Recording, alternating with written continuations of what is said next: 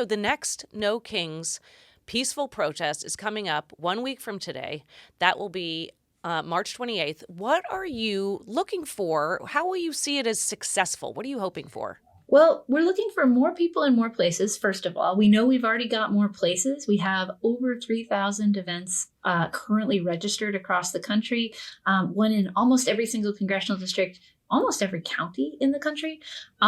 We are looking at a extraordinary level of coverage, even in really red and rural areas where people are coming out collectively appalled by what is going on.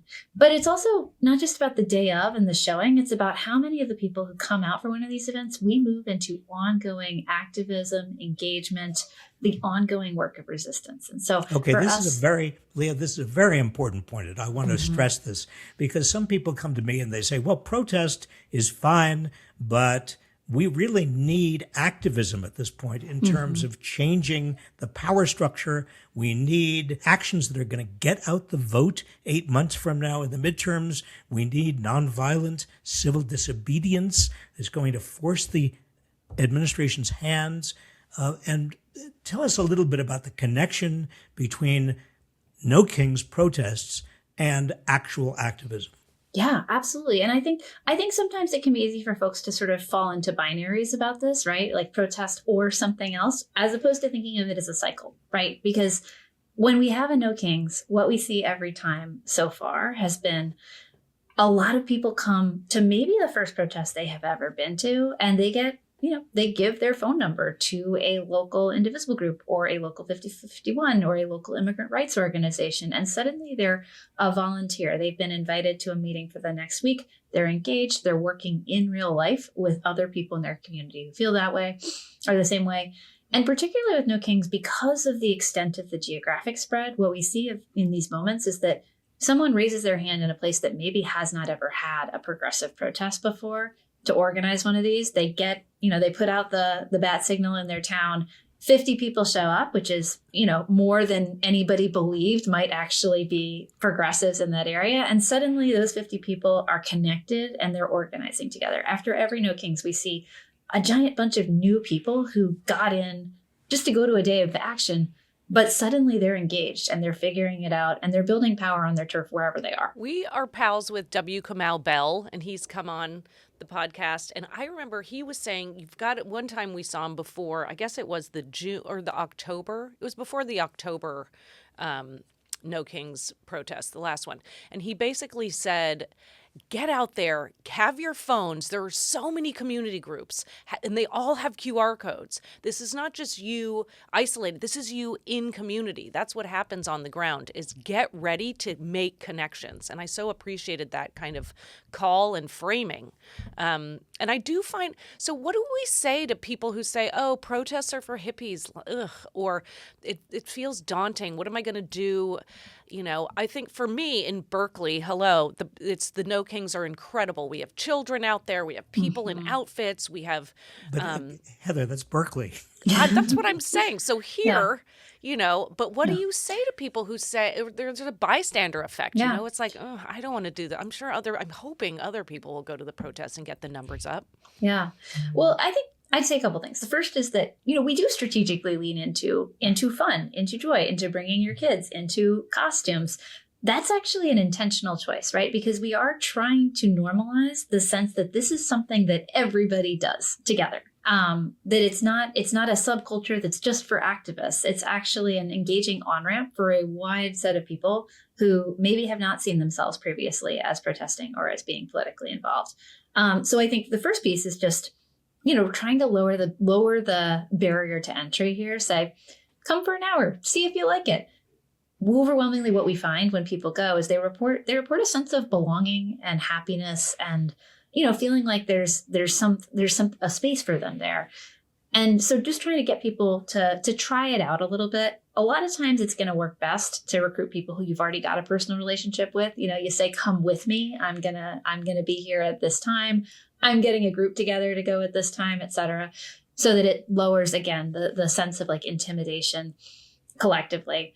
I think it depends per person. But then the other thing I would lean into is, this is a moment in which it is fairly urgent that people understand the depth across the country, understand the depth of opposition to what this administration is doing, and particularly to the escalating war, right? Like, we are in need of the kind of large, people-powered, broad-based protest in every community in the country that sends a real signal, particularly to Republicans, that their constituents are not going to back them on this kind of horrifying escalation of war in the Middle East, that they're actually going to see political consequences for themselves as it goes on. And so it is not a single issue protest, but it is a moment in which a lot of people take the temperature of exactly where the ground is. And it's really important that they see mass popular opposition in their home turf. So it's not just progressives that That's right. you want to attract, or we want to attract to No Kings. It's anybody who is concerned about the future of the country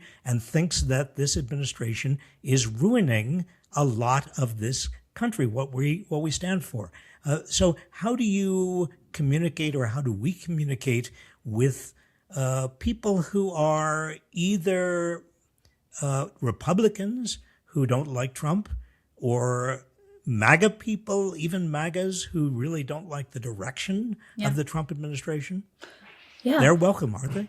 I mean, everybody who is willing to fight for democracy and for our neighbors is welcome here, is the short version. Like, this is not intended to be partisan. It is not intended to be, it is intended to be as broad a coalition as whoever is willing to be in it together with each other, right? Because fundamentally, we think the measure of how serious you are in this moment is that you are willing to build with people that you're going to have real disagreements with. And when it comes to the fundamentals of pushing back against a would-be authoritarian who is threatening everything we hold dear. Can we talk about numbers? Because the numbers are very, very important. Last No Kings had about 7 million people turn out, which was unbelievable, one of the largest protests in American history.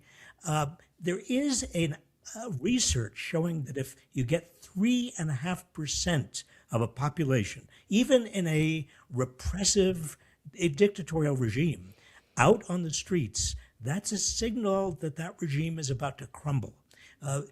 How many do you need to have 3.5% out for this No Kings Day next Saturday? Well, here's what I'd say. We are building to 3.5%. We're going to take a lot of steps to get there. And we want to hit above that 7 million. We are superstitious people, so we do not give a target above that, but we are anticipating a pretty extraordinary turnout across the country, continuing to build to that 11 million that we are ultimately going to get to. And the thing that I think is important there is that's not just about getting that many people out on one day. I think that sometimes when we talk about the 3.5%, there can be this sense of like, if we get to 11 million, we fixed it, we're good. And I know you would never think that, but the goal is to get that 11 million, not just out, but sustainably engaged in the kinds of resistance that is actually capable of changing the course of this country. And so the numbers have been 3 million at the first 3 one, million. Mm-hmm. 5 million, 7 million. And so it's fun and so important to watch it going up. I know that when I go to the No Kings and I go with my kiddo, by the way, do you have kids? I feel like I keep hearing kids in the background. I have a 3 and a 5-year-old who are home from school today. So that is quite possible. Oh, homesick, or just that don't have no school? Just one of 8,000 different teacher training days. Yeah, they need a lot of training when they forget to remind you that they need a lot of training. But yeah, so I go and I feel like there's a real sense of a dopamine hit. It's like, look at all these people. I'm not alone. And also in Berkeley, it's a lot of honking cars and celebratory and signs and people in blow-up costumes. And it's really, really motivational when you can get so down in the dumps, looking at, with the algorithms getting into your eyeballs over and over again. There's something about in-person contact with other people, seeing strangers drive by and cheering you on, where you really feel buoyed. And that's one thing that it's been so important during the first Trump administration and the second one to have those moments. Yeah. Exactly right. And that is a core part of the theory of why we do this, right? Because fundamentally, if we are going to get out from this would-be authoritarian threat, you are going to need to see millions and millions of people across this country doing things that the administration doesn't want them to do or not doing things the administration wants them to do. And in order for that kind of organic resistance to show up in every institution, in every, district in the country, you actually need to have people feel like they're part of something collective. They have a sense of shared identity, that they're part of something bigger. And what I know Kings can do is help people, fill up their cup a little bit for the moment when they have to raise their hand in a meeting at their office and say, hey, I don't think we should be going along with this new contract. Or when they need to go to a PTA meeting and say, what is my school doing to protect people or protect parents from ICE outside? Whenever there's 1,000 different acts of courage that we're asking people to take on in their daily lives. And this is a place where we say, look how powerful we all are together. Courage is the operative word. And Leah, you have courage. Indivisible chapters around the country have courage.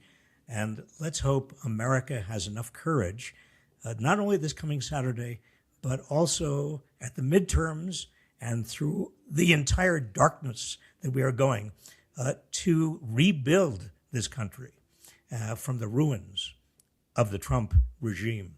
Thank you, Leah. Thank you